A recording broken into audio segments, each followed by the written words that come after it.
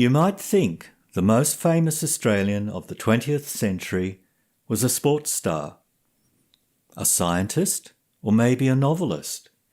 But no, it was a nurse, or at least someone the world thought was a nurse. Her name was Elizabeth Kenny, and she became known everywhere as Sister Kenny. Kenny was celebrated for confronting one of the most terrifying diseases of her age, polio. For decades, this illness baffled doctors and terrified parents. Kenny claimed she had discovered a new way to treat it.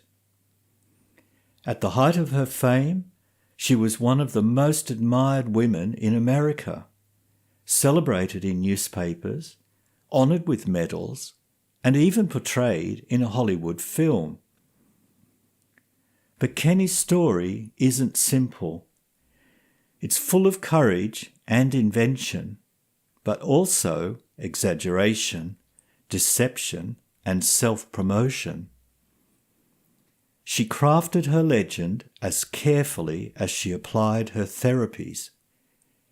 And while she helped thousands of children, she also lied about her past to secure fame and influence.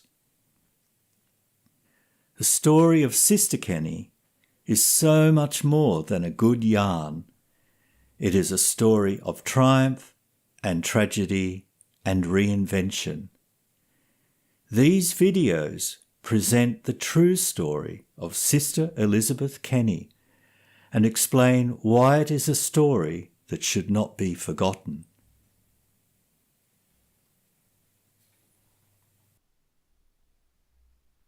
Elizabeth Kenny was born in 1880 near the small town of Warialda in the Australian bush. There was no electricity, no cars, no running water, and no easy way to escape. Despite the vast size of the Australian continent, most people lived in cities near the coast.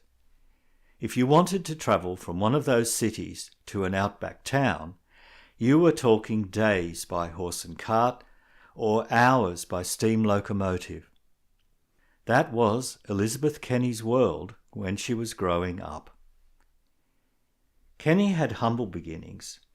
Her parents, Michael Kenny and Mary Moore, were of Irish descent. He was Catholic, she was Protestant. They married in 1872 in defiance of the deep sectarian prejudice of the era. Time proved their devotion to each other. Elizabeth was the fifth of 9 children, but only 7 survived their infancy. Life was hard in rural New South Wales in the 1890s. Drought and economic depression forced the family to pack up and move many hundreds of miles north to Queensland in search of work and a better life. The constant travelling in search of work took its toll on the children's schooling. It's likely Elizabeth only had 2 years of formal education in her entire childhood. This left her with lasting shame and resentment. As an adult, she claims she studied at a convent school in Armidale, but there's no record she ever did. This little white lie tells you a lot about her. Even as a girl, she knew the world judged you by your credentials, and she didn't have any. In 1897, the family finally put down some roots when they settled at Headington Hill, a property near the small town of Nobby in the Darling Downs region of Queensland. Elizabeth was now a young woman who enjoyed horse riding, but not the company of the town's eligible young bachelors. She made an exception when she befriended Dr. Aeneas MacDonald in the nearby town of Toowoomba. He treated her injuries after she fell from a horse. This was the beginning of her long association with MacDonald, and as she later claimed, the beginning of her interest in a career in nursing. As the new century approached, life in Nobby looked mapped out for her. Women were expected to marry young, raise families and keep house. There were plenty of men in the district, so everyone assumed Elizabeth would have her pick. But she had other ideas. Men. I don't want anything to do with them, she would say to her family. So where did that leave her? With no husband, little education, and no income, there was little hope for enjoying an independent life outside the family home. Reluctantly, she agreed to assist her mother with home nursing for the district's residents. This was dull work for a young woman who dreamed of travel and independence.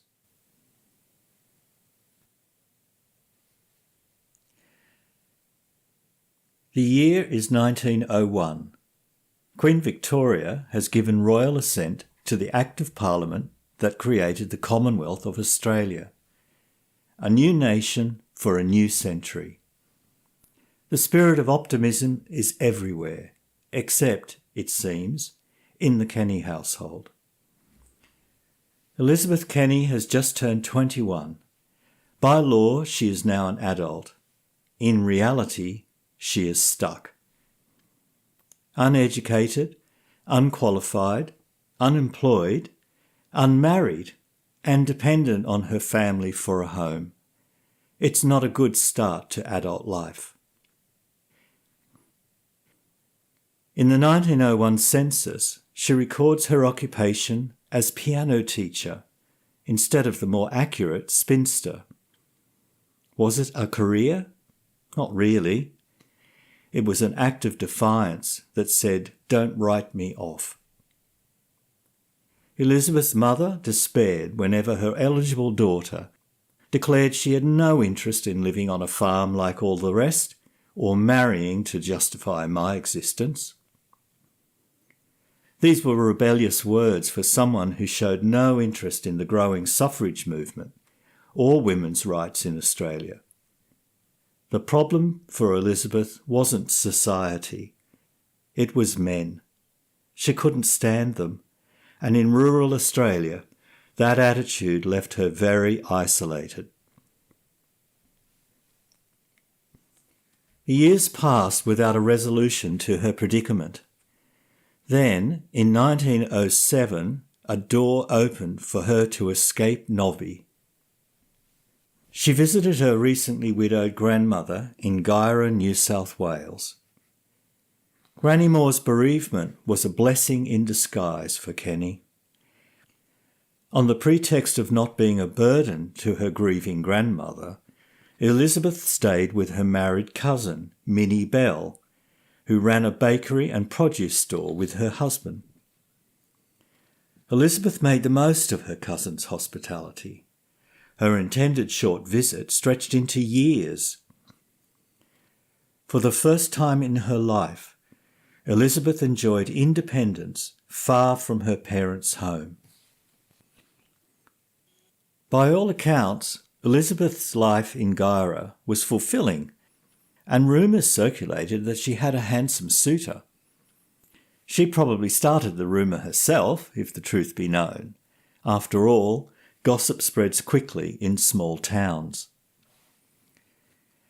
In addition to its surplus of bachelors, Guyra was renowned as potato country, supplying produce to Queensland, New South Wales and Victoria. When blight devastated crops in Tasmania in 1909, demand for Guyra potatoes soared. Elizabeth spotted her chance. She organised shipments to Brisbane, making deals, earning commissions, and winning the respect of the local farmers.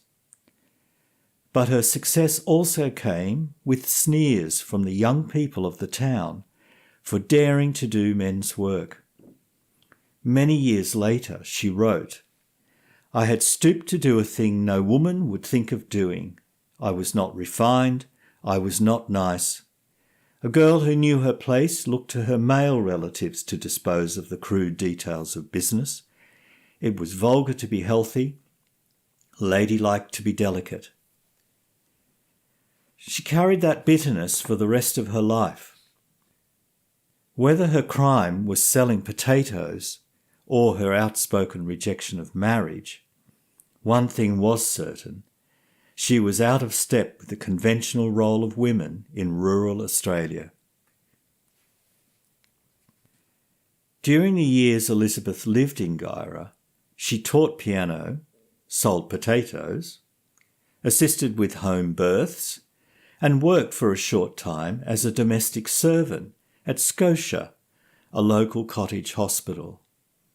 Nothing stuck, but no one doubted her talent and enthusiasm for a new enterprise. Then in late 1910, she surprised everyone by announcing she was returning to Nobby.